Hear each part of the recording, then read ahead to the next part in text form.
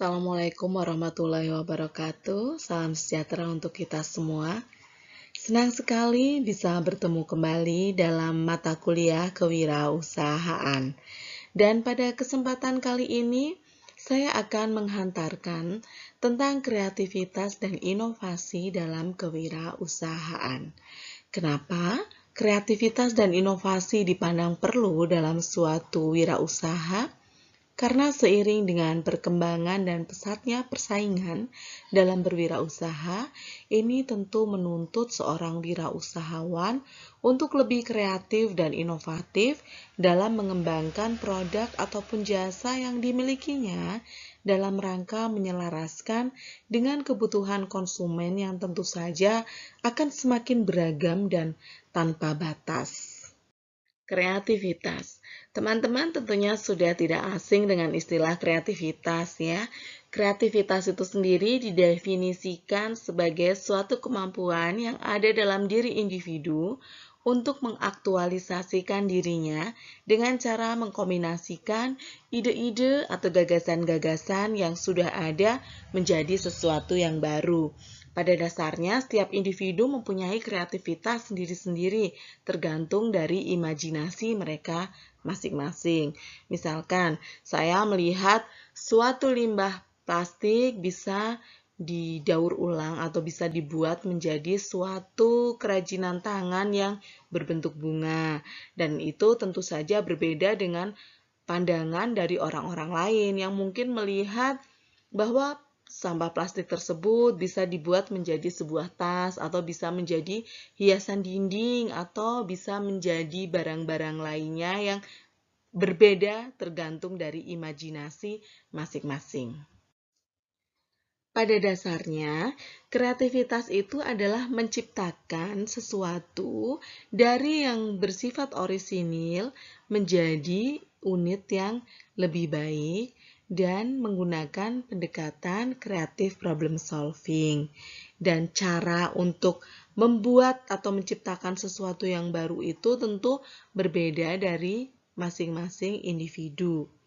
Tanpa adanya kreativitas, maka tidak akan ada penemuan. Dan kreativitas merupakan kemampuan utama dan dasar untuk menjadi seorang wirausahawan yang sukses. Tanpa kreativitas, maka wirausahawan tersebut tidak akan mampu untuk berkembang dan bertahan dalam persaingan pasar. Ini adalah gambaran dari proses kreatif yang diawali dari adanya imajinasi, kemudian ada tujuan yang ingin dicapai. Dari imajinasi tersebut maka akan menghasilkan sesuatu yang orisinil dan memiliki nilai yang berkaitan dengan tujuan yang ingin dicapai tadi. Berpikir kreatif ini tentu saja melibatkan berbagai proses pengolahan informasi yang ada di otak kita. Seperti kita ketahui, otak kita terdiri dari otak kiri dan otak kanan. Otak kiri dipandu oleh pemikiran linear dan vertikal atau bersifat logis ya. Jadi otak kiri ini meliputi kemampuan untuk berbahasa, logika, kemudian simbol-simbol itu ada di otak kiri. Sedangkan otak kanan ini bergantung kepada pemikiran lateral yang berkaitan dengan emosi, naluri, fungsi, bahasa, itu ada di otak kanan. Nah, otak kiri ini memproses informasi dengan cara selangkah demi selangkah atau menggunakan logika. Sedangkan otak kanan ini memprosesnya secara bersamaan dan bergantung pada visual kita. Kreativitas itu biasanya muncul dari orang yang sering menggunakan otak kanannya. Karena apa? Imajinasi, gagasan, kemudian intuisi itu ada di sistem kerja otak kanan. Kreativitas merupakan faktor penting bagi seorang wirausahawan untuk bisa melewati kegagalan demi kegagalan yang nantinya akan berujung pada kesuksesan. Nah, ada beberapa prinsip yang harus dilakukan agar seorang wirausahawan itu bisa berpikir kreatif. Prinsip berpikir kreatif yang pertama adalah pola pikir kreatif diawali dari teori ketidaksempurnaan. Ketika kita menemukan sesuatu yang tidak bernilai atau tidak sempurna, maka tentu kita akan berpikir atau kita akan berusaha menemukan gagasan bagaimana mengubah sesuatu yang tidak bernilai itu menjadi sesuatu yang bernilai. Ada sebuah filosofi yang mengatakan, from nothing to get or create something. Jadi, dari sesuatu yang tidak ada, kita bisa menciptakan sesuatu yang lebih bernilai, karena kita tahu bahwa hal tersebut akan lebih valuable atau diinginkan oleh pasar pada saat ini.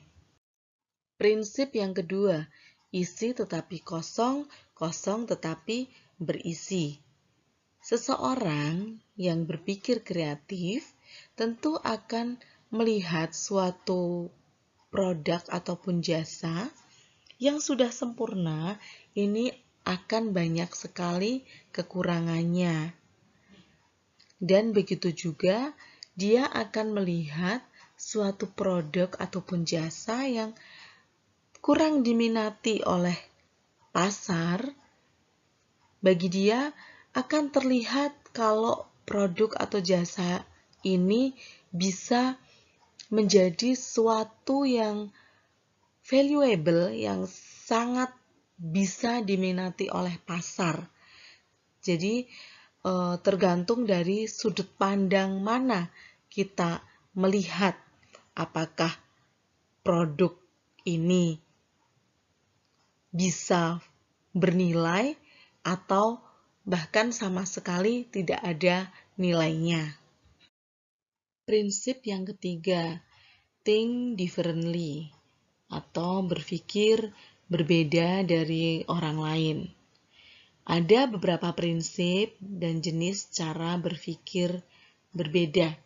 Yang pertama, jangan pernah mengikuti pola pikir orang banyak atau mengikuti kebiasaan.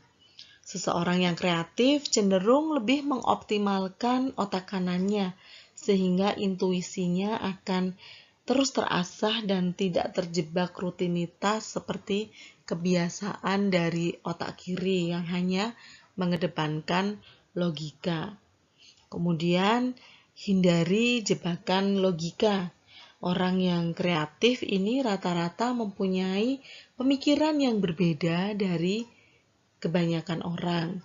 Orang yang kreatif tidak akan berpikir rutinitas, jadi dia akan selalu mempunyai sudut pandang dan pola pikir yang berbeda dari orang lain. Bahkan berani untuk out of the box istilahnya. Prinsip yang keempat adalah think more detail, berpikir secara lebih mendetail.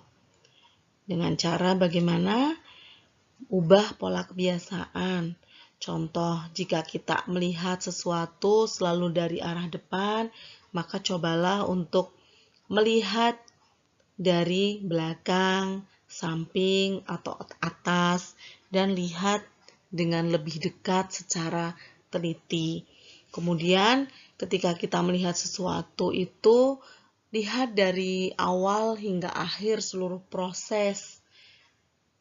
Jangan hanya secara visual saja, tetapi lebih detail. Misalkan ketika kita melihat sebuah lukisan, maka cobalah untuk melihat guratan-guratannya, kemudian sapuan kuasnya bagaimana, pancaran warnanya bagaimana.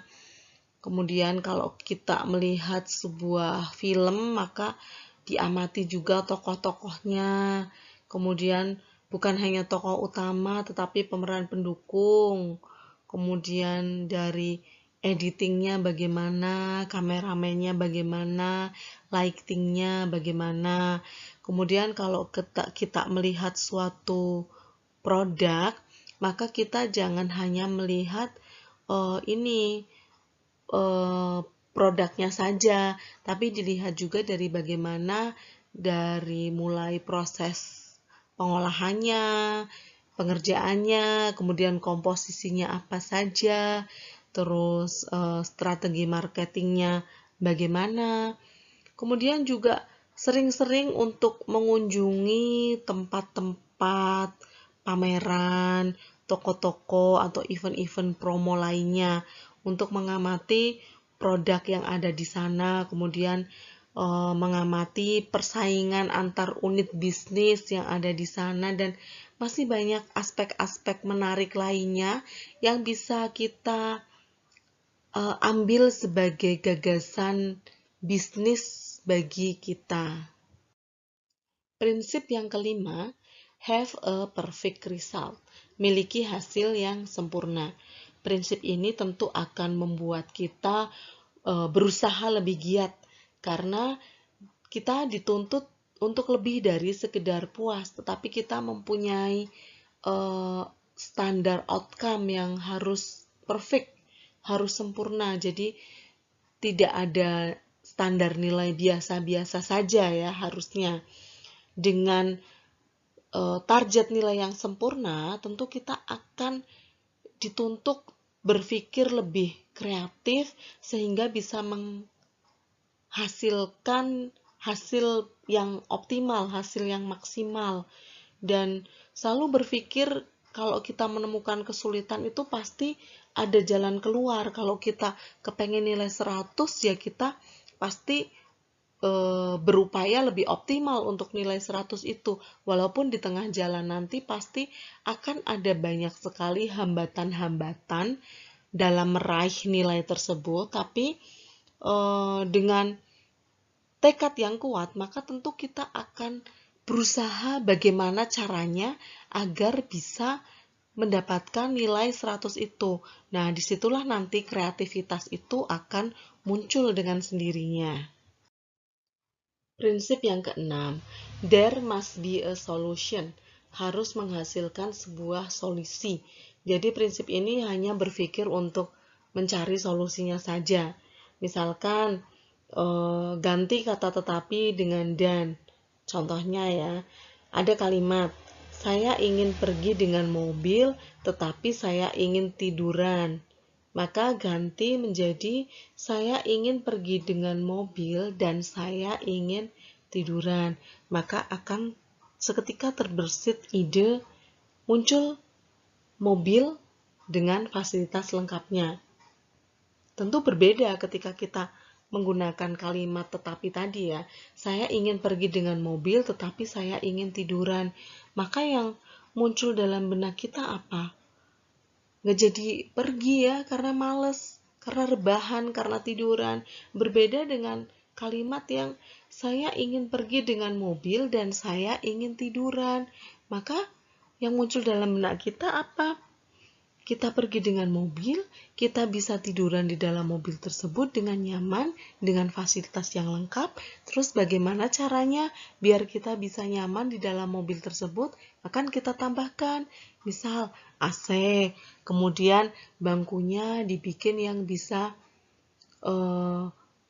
rata, empuk, sehingga kita bisa tiduran dengan nyaman.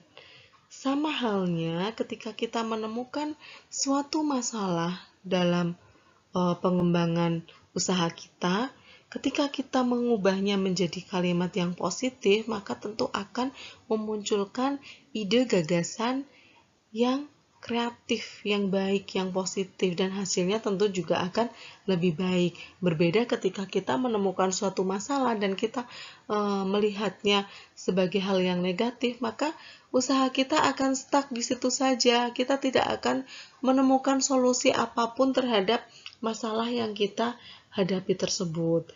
Kemudian cara yang kedua adalah dengan mengamati kesulitan dan masalah yang terjadi. Jadi tempatkan diri kita itu ada di posisi bukan sebagai orang yang menghadapi masalah, tetapi tempatkan kita sebagai orang yang melihat masalah tersebut. melihat orang yang terkena masalah tersebut. Dan terkadang dengan mengubah sudut pandang kita, maka kita bisa menemukan solusi yang tepat untuk keluar dari permasalahan tersebut. Prinsip yang ketujuh, kesulitan dan inspirasi saling melekat satu sama lain. Jika di satu sisi adalah sebuah kesulitan, maka di sisi yang lain tentu itu adalah inspirasi atau peluang bisnis. Misalkan, di saat muncul pesaing yang potensial, maka bagi produk yang disaingi, hal ini adalah kesulitan. Sedangkan bagi yang menyaingi, hal ini adalah peluang. Nah, untuk menggunakan prinsip ini, maka hendaknya kita bisa membiasakan untuk berpikir secara terbalik. Jadi, tempatkan diri kita sebagai objek, bukan sebagai subjek, dan berpikir bahwa kita adalah pesaing bagi kita, dan tentu kita akan menemukan peluang tersebut ketika kita menempatkan diri ada di posisi pesaing kita. Kemudian pikirkan atau rencanakan sebuah peraturan-peraturan baru yang belum dibuat, yang bisa digunakan untuk menciptakan sebuah inspirasi dan peluang. Jadi jangan pernah khawatir atau pernah takut untuk mendapatkan penilaian negatif ketika kita mendobrak norma-norma yang sudah ada sebelumnya, atau kita membuat suatu gerakan baru dari peraturan-peraturan yang sudah ada sebelumnya. Diusahakan itu kita bisa bisa menempatkan diri sebagai seorang leader, sebagai seorang founder dari suatu hal-hal baru yang selama ini masih dianggap asing di lingkungan kita. Prinsip yang ke-8, 1% knowledge dan 99% itu adalah imajinasi. Jadi pengetahuan itu hanyalah sebuah alat dan imajinasi itu cara untuk menemukan inspirasi. Dengan imajinasi akan membuat kita berangan-angan dan menemukan solusinya. Sedangkan pengetahuan ini hanya sebagai salah satu sarana untuk menghantarkan kita mengetahui tentang basic-basic dari tujuan kita, tetapi untuk mewujudkannya itu lebih banyak dipengaruhi oleh imajinasi kita, dan bisa dilatih dengan cara mulai kita belajar untuk mencoret-coret, membuat sketsa tentang sebuah masalah, kemudian pemecahan masalahnya apa saja, kemudian membayangkan apa nanti yang akan terjadi seandainya masalah ini bisa dipecahkan, apakah akan muncul masalah baru, kemudian solusinya bagaimana. Nah, dengan kita mengembangkan imajinasi kita, tentu kreativitas, ide-ide, gagasan-gagasan akan banyak muncul di kepala kita. Perlu diketahui juga ya teman-teman, ada beberapa hal yang menjadi penghalang kreativitas. Dan hal-hal tersebut itu ibaratnya dinding atau bangunan tebal yang menghambat kita untuk memahami atau menemukan pemecahan atas suatu masalah. Penghalang dari kreativitas itu adalah sebagai berikut. Yang pertama, terus-menerus bersifat praktis. Jadi kita itu maunya, udah gini aja yang enak. Kita tidak berusaha untuk mencari, nyoba itu kayaknya nanti kalau mencoba hal tersebut kita akan menemukan sesuatu yang baru, sesuatu yang lebih berguna. Kemudian kita terbiasa memandang permainan itu sebagai hal yang tidak berguna sama sekali. Padahal dengan permainan ini akan membuat kita itu terbiasa untuk melihat sesuatu dari berbagai sudut pandang yang berbeda dan membiasakan diri kita itu untuk mencari penyelesaian bagaimana agar kita itu bisa memenangkan atau menyelesaikan permainan tersebut dengan baik. Kemudian penghalang berikutnya adalah menjadi terlalu spesialis, mengkotak-kotakan pemikiran. Misalkan, ini A adalah wilayahnya A, masalah B adalah wilayahnya B. Jadi kita tidak berusaha untuk mengetahui masalah-masalah yang muncul di area lain, kemudian mencoba untuk mencari penyelesaian dari masalah tersebut. Karena kita itu bersikap dikotomi atau mengkotak-kotakan sesuatu hal. Kemudian menghindari ambiguitas. Kita itu maunya yaitu tadi hal-hal yang praktis aja. Kemudian penghalang berikutnya adalah kita itu terbiasa takut untuk terlihat bodoh. Kita merasa malu kalau kita itu dinilai orang tidak tahu apa-apa. Merasa rendah diri ketika orang lain melihat kita itu sebagai seseorang yang bodoh, yang tidak bisa menyelesaikan apapun.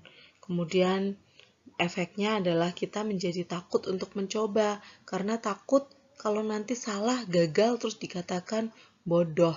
Dan hal tersebut akan membuat kita itu menjadi semakin terpuruk dengan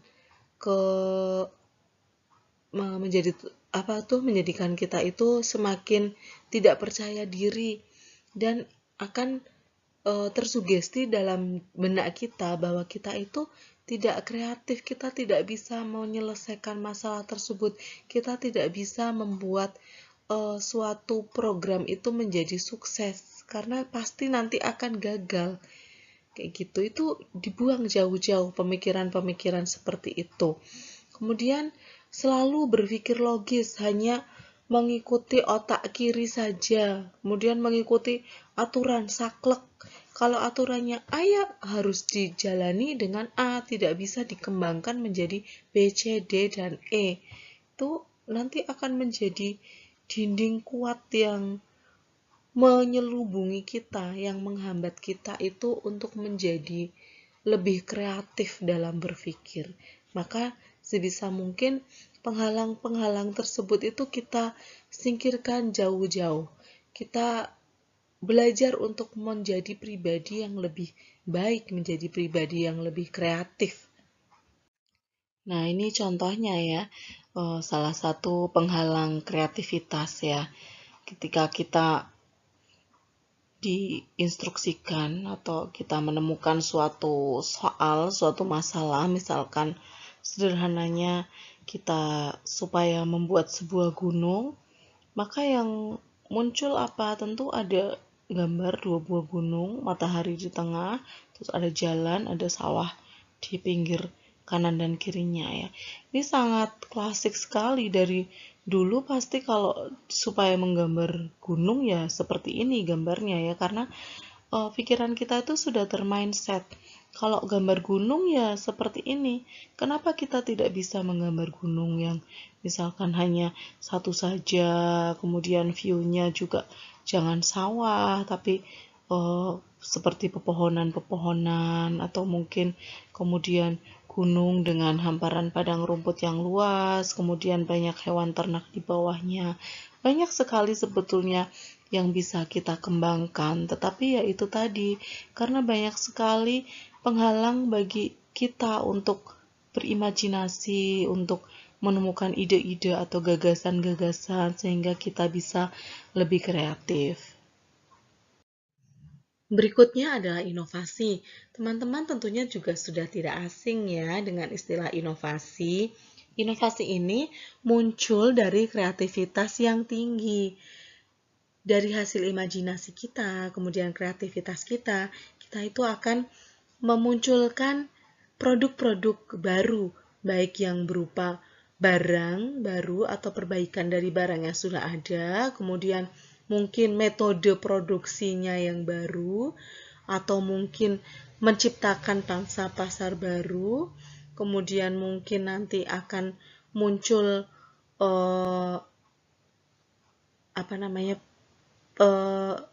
peluang-peluang baru dalam suatu bisnis. Dan inovasi ini merupakan salah satu instrumen juga ya yang cukup penting bagi seorang wirausahawan untuk meraih kesuksesannya. Ini untuk contoh inovasi ya. Suatu disk yang tadinya berupa kaset ya dengan bentuk yang cukup memakan tempat dan susah untuk disimpan ya, lumayan cukup sulit untuk penyimpanannya. Kemudian dengan adanya inovasi, maka disederhanakan menjadi sebuah flash disk, dan kemudian seiring dengan perkembangan teknologi, muncul inovasi lagi, akan menjadi lebih sederhana ya, menjadi sebuah microchip yang bisa menyimpan data-data. Ada beberapa jenis inovasi yang bisa dilakukan, antara lain inovasi produk yang meliputi tentang isi dari produk tersebut, baik rasa, kualitas, kemudian jenis produk tersebut, kemudian kemasannya, bagaimana cara membungkusnya, tulisannya, warnanya, sistem buka tutupnya, bentuknya. Kemudian selanjutnya adalah inovasi marketing, antara lain dari bagaimana cara menjual, cara mendistribusikan, cara memasarkan, cara mengiklankan, kemudian termasuk juga cara untuk menciptakan permintaan dari produk tersebut. Selanjutnya adalah inovasi proses yang meliputi proses penciptaan dari produk tersebut, kemudian proses produksinya bagaimana, inovasi di proses teknologi pengemasannya, kemudian inovasi pada proses riset dan pengembangannya, kemudian inovasi dalam proses penciptaan mesin baru, mungkin seiring dengan berjalannya proses produksi akan ditemukan mesin-mesin baru yang menunjang dari produksi barang ataupun jasa tersebut. Kemudian inovasi teknikal yang meliputi teknik detail, kemudian pengawasan, pengerjaannya. Kemudian ada juga inovasi administrasi, yaitu bagaimana cara penyimpanan datanya, pembuatan dan pengumpulan datanya, dan pelaporannya. Dan perlu diingat ya, bagi seorang wirausahawan, tanpa adanya inovasi, maka usaha akan menjadi tua, rapuh, dan tidak langgeng, karena akan tergerus oleh perubahan zaman dan yang mempengaruhi permintaan pasar. Maka sebagai seorang entrepreneur, kita dituntut untuk senantiasa membuat inovasi-inovasi baru dalam produk maupun jasa yang kita sediakan agar bisa tetap bersaing dan eksis dalam usaha kita. Kreativitas dan inovasi itu sendiri mirip, namun pengertiannya berbeda. Kreativitas dapat dilihat di mana saja, di dalam seni, pertunjukan, bisnis, teknologi, pengobatan, ilmu sosial, ilmu pasti, dan lainnya. Elemen dasar kreativitas adalah keaslian dan imajinasi. Kreativitas ini memikirkan hal-hal yang baru berdasarkan dari imajinasi. Kemudian kreativitas akan membantu lahirnya inovasi. Inovasi tumbuh melalui budaya kreatif, perubahan tren, dan pasar. Inovasi merupakan kunci sukses dari seorang wirausahawan. Untuk menjadi wirausahawan yang berhasil, tentu harus kreatif dan inovatif yang diperoleh dari keseimbangan antara otak kiri dan otak kanan. Salah satu tipsnya agar bisa menyeimbangkan otak kanan dan otak kiri, ya kita sebaiknya sering menggunakan otak kanan dan otak kiri secara bergantian. Jangan hanya otak kiri saja yang kita latih ya, karena selama ini kan kita terbiasa menggunakan anggota gerak kita yang bagian kanan ya. Oleh karena itu maka otak kiri kita menjadi lebih berkembang.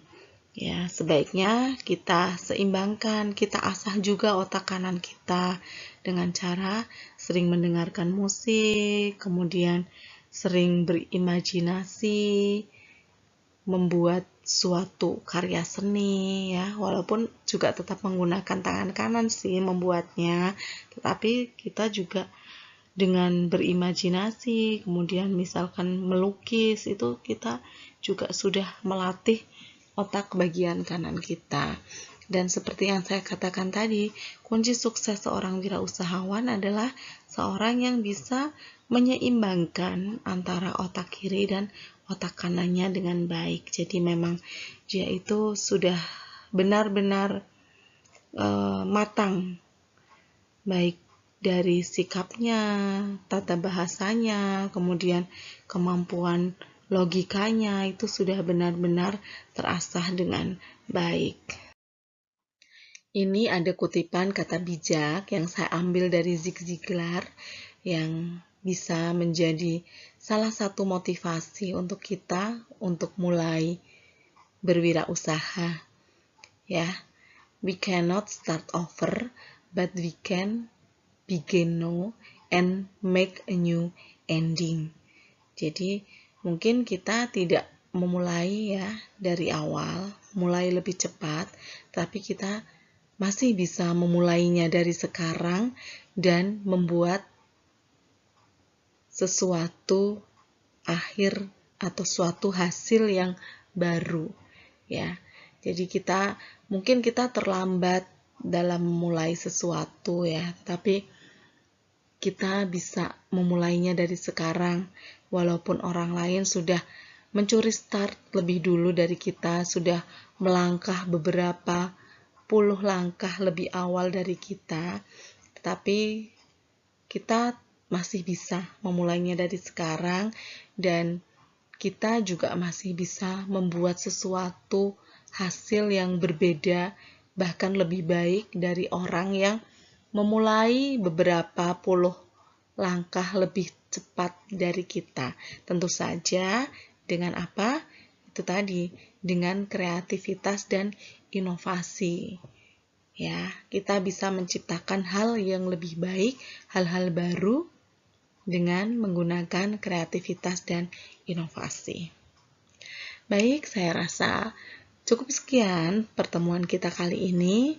Sampai jumpa pada pertemuan berikutnya. Sehat selalu, salam sukses untuk semuanya. Wassalamualaikum warahmatullahi wabarakatuh.